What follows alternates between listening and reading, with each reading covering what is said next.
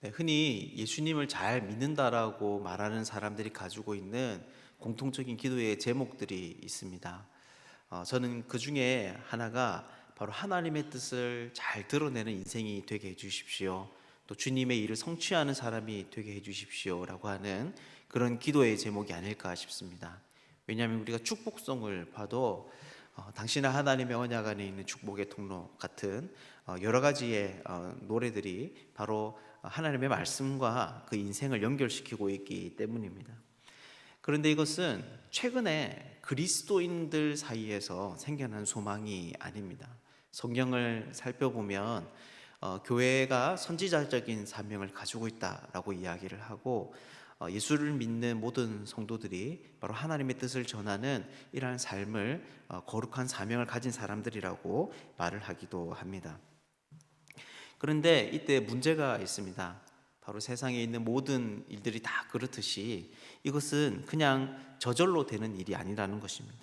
그냥 내 마음의 소원을 품었다고 해서 그저 기도만 한다고 해서 정말 우리가 하나님의 말씀을 전하는 그런 인생이 되는 것은 아니라는 것이죠. 그렇다면 우리는 어떻게 이런 일을 감당할 수 있는 사람이 될 수 있을까요? 어떤 사람들이 이렇게 하나님의 말씀을 드러내는 선지자적인 삶을 살 수 있을까요? 오늘 본문은 발람이 하나님의 뜻을 전하러 가는 과정 가운데 나귀를 통해서 일어나는 일에 대해서 다루고 있습니다. 그리고 그는 이 과정을 지나가고 난 이후에 정말 단순한 점쟁이가 아니라 하나님의 말씀을 전하는 그러한 사역을 역할을 감당하게 됩니다. 그래서 오늘은 이 이야기를 통해서 어떤 사람이 하나님의 뜻을 잘 전할 수 있는 사람인지, 하나님께서 이 일을 맡기시기를 원하는 사람은 어떤 사람인지 함께 좀 살펴보도록 하겠습니다. 이것에 대해서 오늘 본문은 크게 세 가지의 특징을 가지고 이야기를 합니다. 먼저 오늘 이야기의 전반부를 살펴보면 이해되지 않는 한 가지의 말씀과 함께 이야기가 시작이 됩니다. 바로 22절 말씀인데요. 여기에 보면 그가 감으로 말미암아 하나님이 진노하심으로라고 되어 있습니다. 왜 이것이 이상한가 하면 사실 오늘 이 단락의 바로 앞에 있는 단락을 보면 발람이 모압의 왕 발락의 요청을 받아서 떠나는 이 여정을 하나님께서 허락하고 있기 때문입니다. 물론 발람의 거듭된 요청이 이 허락의 시작이기는 했습니다. 하지만 명백하게 이 여정에 대한 최종적인 인가는 하나님으로부터 떨어졌습니다. 그런데 오늘 본문을 보면 그런 여행을 떠나는 발람을 보고 여호와께서 진노하고 계신 것이죠. 여러분 왜 그럴까요? 왜 하나님은 자기가 이 일을 허락해 놓고 지금에 와서 발람에게 이런 진노를 하고 계신 걸까요? 그것은 바로 이 일에 대한 하나님의 의도와 발람의 의도가 달랐기 때문일 것입니다. 하나님께서는 분명 발람의 출발을 허락하시면서 내가 내게 이르는 말만 준행할지니라 라고 말을 합니다. 그런데 사실 문맥을 살펴보면 발람의 의도는 하나님의 말씀을 따르는 것보다 자신에 대한 발락이 자기에게 제시한 조건에 대한 욕심에 마음이 사로잡혀 있는 것을 알 수 있습니다. 그래서 하나님께서 어떻게 하십니까? 겉으로 보면 이 점쟁이 발람의 이야기를 들어주시는 것 같지만 오늘 본문을 보면 진노하시면서 그의 생각을 바로 잡기를 원하시는 것이죠. 발람이 가지고 있는 그 착각을 깨닫게 하시면서 나는 여호와 하나님의 말씀을 전하도록 인정을 받은 사람이다. 나는 이 일에 합당한 사람이다. 라고 하는 그 착각을 깨닫게 하시면서 그가 자기의 욕심을 따르지 않도록 경고하고 계시는 것입니다. 여러분 그렇다면 이것이 무슨 말입니까? 바로 하나님의 뜻을 전하는 또 그것을 나타내어야 되는 사람들이 가져야 되는 첫 번째 모습은 바로 자신의 욕심을 경계하고 그 유혹 앞에 깨어 있을 수 있어야 된다는 것입니다. 하나님께서 자기에게 그런 축복을 주셨다고 또 그런 사명을 맡기셨다고 그것에 만족할 것이 아니라 정말 내 동기가 무엇인지를 점검하고 숨겨진 마음으로 그 일을 감당하지 않도록 해야 된다라고 하는 것이죠. 이것에 대해서 오늘 본문이 우리에게 크게 경고하는 단어가 하나가 있습니다. 바로 하나님의 사자가 발람의 길을 막아섰다라고 할 때 이 막아섰다라고 하는 말입니다. 여러분, 이 단어가 어떤 단어인지 아십니까? 바로 사탄이라는 말입니다.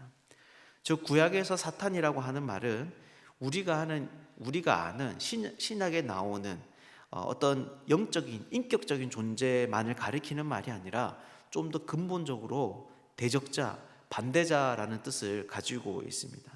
여러분, 그러니까 이것이 무슨 말입니까? 구약에서 사탄은 어떤 특정한 존재를 가리키는 말뿐만이 아니라 좀 더 근본적으로 역할에 초점을 맞추고 있는 말이다라고 하는 것이죠. 다시 말해서 악한 영적 존재만이 사탄이 아니라 하나님의 뜻을 자신의 욕심으로 어긋나게 하는 사람들, 그래서 그 뜻의 성취를 방해하는 사람들도 바로 사탄이 될 수 있다라고 합니다. 그래서 하나님의 뜻을 나타내려는 사람들에게 있어서 첫 번째 요구되는 조건은 바로 자신들의 마음을 동기를 구별하여서 자기의 욕심을 따라 일들을 하지 않도록 하는 것이죠. 이렇게 하나님은 여호와의 사자를 통해서 발람에게 진노하십니다. 그리고 그 진노는 잘못하면 발람을 죽음에 이르게 할 수 있었습니다. 그런데 이런 발람을 지켜주는 존재가 있었습니다. 바로 그가 타고 있던 나귀였습니다. 이 나귀는 원래 말을 할 수 없는 동물에 불과하지만 발람의 이야기에서 굉장히 중요한 역할을 합니다. 여러분, 어떤 역할일까요? 바로 이 나귀는 발람이 앞으로 해야 되는 그 사역을 미리 보여주는 예표로서 오늘 본문에서 묘사되고 있다는 것입니다. 이것은 몇 가지 장치를 통해서 우리가 알 수 있습니다.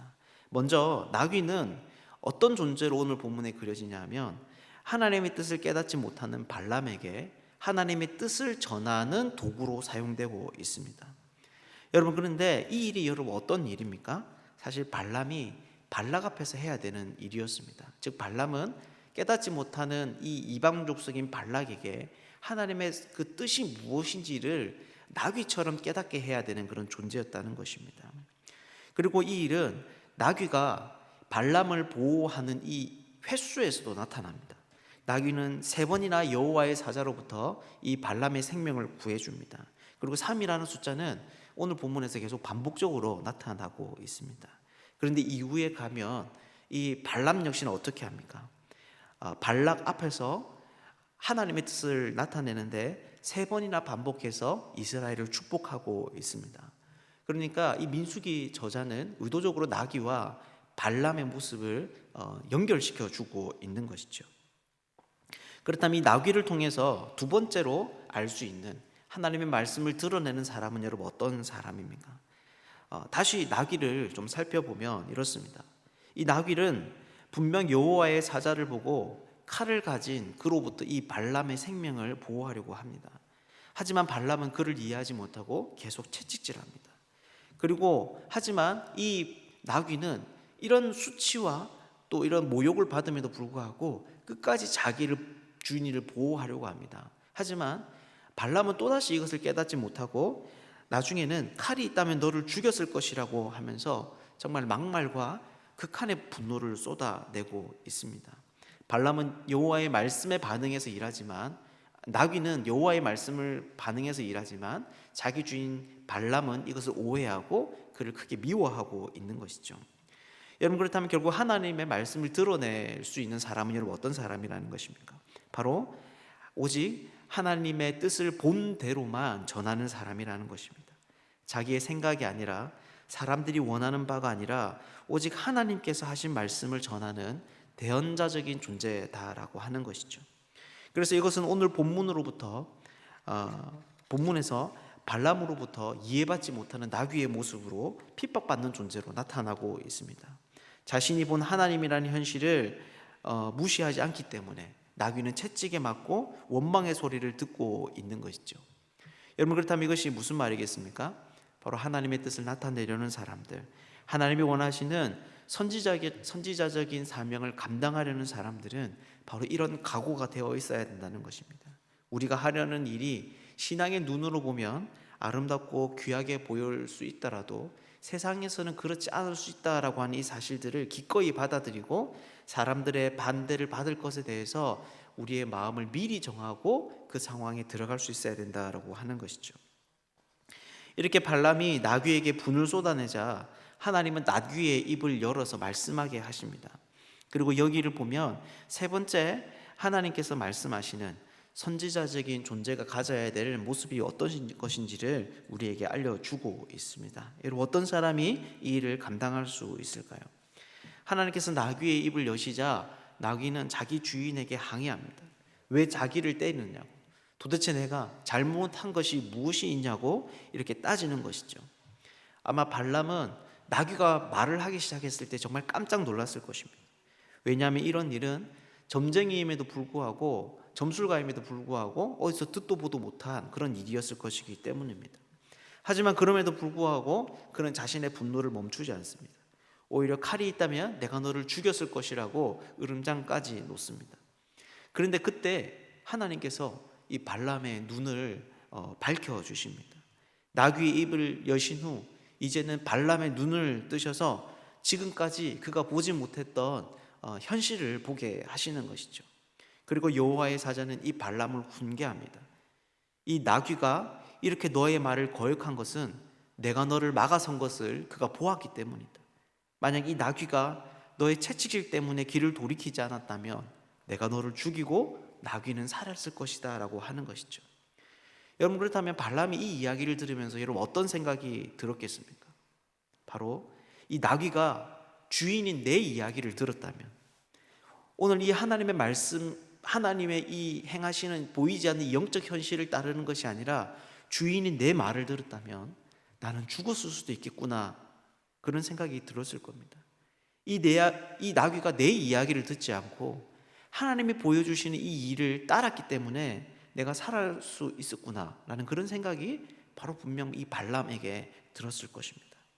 즉 발람은 이 이야기를 통해서 자기가 생명을 건질 수 있었던 것, 사람이 살 수 있는 것은 자기 욕심을 따르거나 타인의 말을 따르는 것이 아니라 오직 여호와의 말씀을 따르는 것임을 알게 되었을 것이다 라고 하는 것이죠. 그래서 그가 어떻게 합니까? 이런 여호와의 현실을 보고 난 다음에 34절을 보면 회개하고 다시 돌아가겠다고 합니다. 자기의 욕심, 그리고 이렇게 계약을 번복함으로 인해서 주어지는 손해, 그리고 이에 왕의 심기를 건드려서 생길 수 있는 문제에 대한 두려움, 이런 것들을 다 내려놓고 이전까지는 이런 동기에 의해서 움직이던 그 발람이 지금은 하나님의 뜻을 따라서 자기의 삶을 돌이키겠다고 말을 하고 있는 것이죠. 사랑하는 여러분, 그렇다면 여기서 세 번째 하나님께서 말씀하시는, 하나님의 말씀을 전하는 사람은 여러분 어떤 사람입니까? 바로 하나님의 그분의 말씀에 생명이 달려 있음을 아는 사람들입니다. 다른 사람들의 이해와 인정이 아니라 또 내 욕심을 만족시키는 것이 아니라 그것이 내 판단과 호의적인 혹은 사회적인 통념에 어울리지 않더라도 거기에 참 사는 길이 있다는 것을, 거기에 생명이 있다는 것을 확신하는 사람들, 그 사람들이 바로 참된 선지자, 참된 하나님의 말씀을 드러낼 수 있는 사람들이다라고 하는 것이죠. 결국 이렇게 오늘 말씀은 하나님의 말씀을 맡아내는 사람들은, 그래서 그것을 드러나고 전하도록 사명을 받은 사람들은 어떠해야 하는지에 대해서 오늘 본문이 가르쳐 주고 있습니다. 이 사람들은 자신이 말씀의 통로로 부름을 받았다는 사실에 안주하지 않고 끊임없이 자기 욕심을 분별할 줄 아는 사람들입니다. 또한 이들은 말씀을 본대로 전하기 때문에 그로 인해 사람들의 반대와 핍박을 받는 것에 대해서 이미 마음을 정하고 그 상황을 받아들이기로 결정한 사람들입니다. 그리고 이들은 그 어떤 욕심이나 사람들의 이해가 아니라, 인정이 아니라 바로 하나님의 말씀에 참된 생명이 있음을 아는 사람들입니다. 여러분, 발람이 이 사실을 배우게 될 때 여러분 어떤 일이 벌어집니까?